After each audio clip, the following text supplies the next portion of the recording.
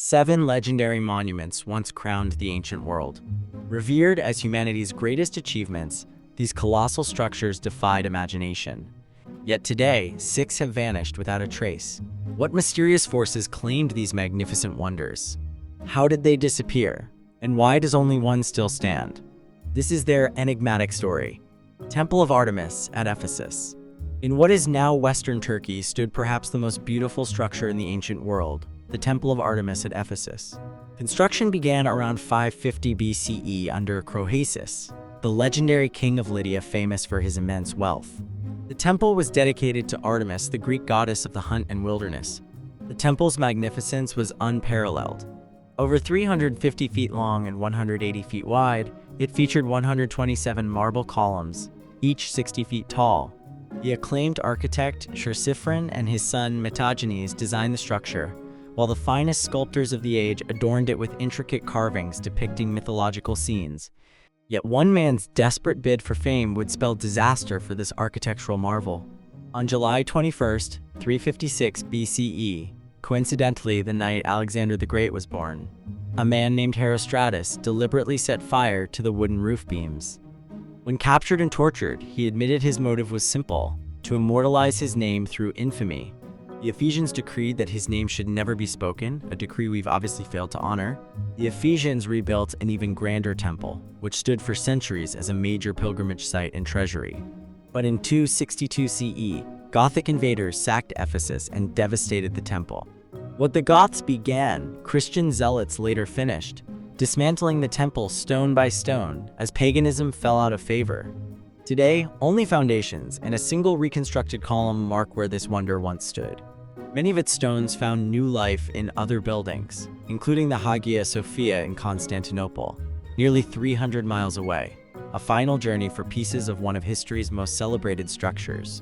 Hanging Gardens of Babylon. Of all the 7 wonders, the Hanging Gardens of Babylon remain the most enigmatic, so mysterious that some historians question whether they existed at all. Yet ancient writers described them with such conviction that for centuries their existence went unquestioned.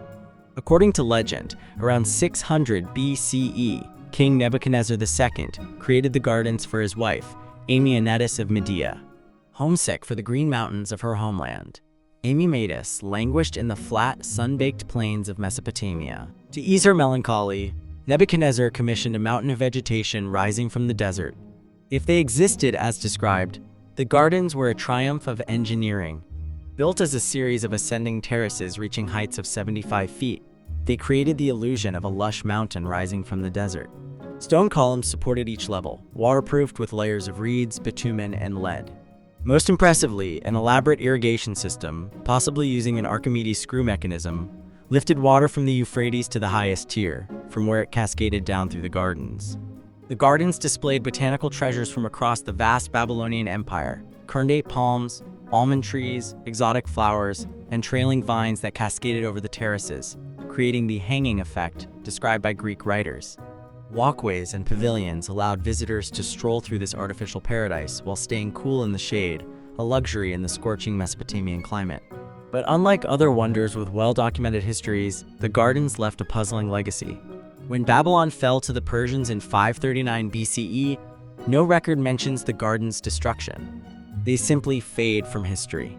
The mystery deepened when extensive archaeological excavations at Babylon in the early 20th century found no conclusive evidence of the gardens. No ruins that matched descriptions were discovered, despite uncovering much of the ancient city. Or perhaps the gardens were simply exaggerated in the telling. Ancient writers like Strabo and Diodorus Siculus never claimed to have seen them personally, but relied on earlier accounts.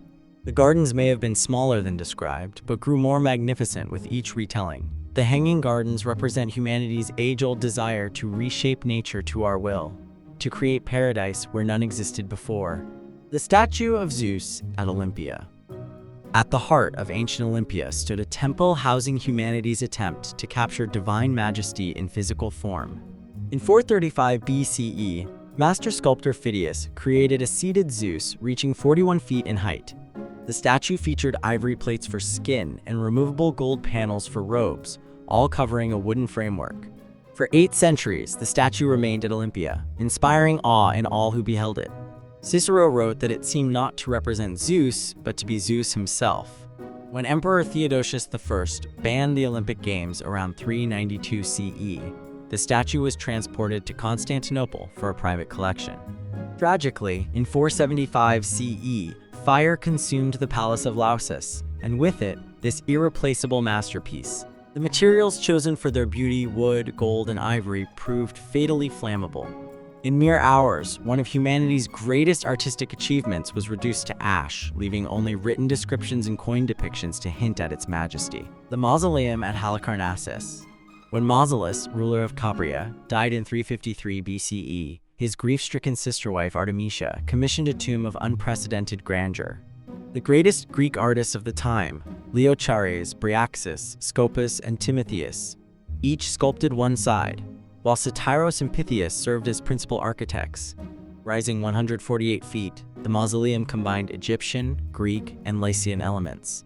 Its massive stone base supported a colonnaded section housing hundreds of sculptures, topped by a stepped pyramid crowned with a marble chariot sculpture. For 1,600 years, the mausoleum stood intact, even surviving Alexander the Great's conquest. Ironically, it was nature, not war, that claimed this wonder. Earthquakes between the 12th and 15th centuries gradually weakened it until only the base remained by 1404. The final blow came in 1494 when the Knights of St. John dismantled the ruins to strengthen their castle against Ottoman threats. They ground statues into lime for mortar and incorporated carved panels into their fortress walls. Today, some sculptures survive in the British Museum, the last remnants of the monument that gave us the word mausoleum. The Colossus of Rhodes. After successfully defending their island against a year-long siege by Demetrius the Besieger in 305 BCE, the Rhodians sold the abandoned siege equipment for 300 talents of silver. With this windfall, they commissioned sculptor Chares of Lindos to create a 108-foot bronze statue of their patron god Helios. Construction lasted 12 years, culminating in a bronze giant with a radiant crown holding a torch aloft near the harbor entrance. Yet the magnificent Colossus stood for just 54 years before an earthquake in 226 BCE snapped it at the knees. For over 800 years, the fallen giant remained where it collapsed.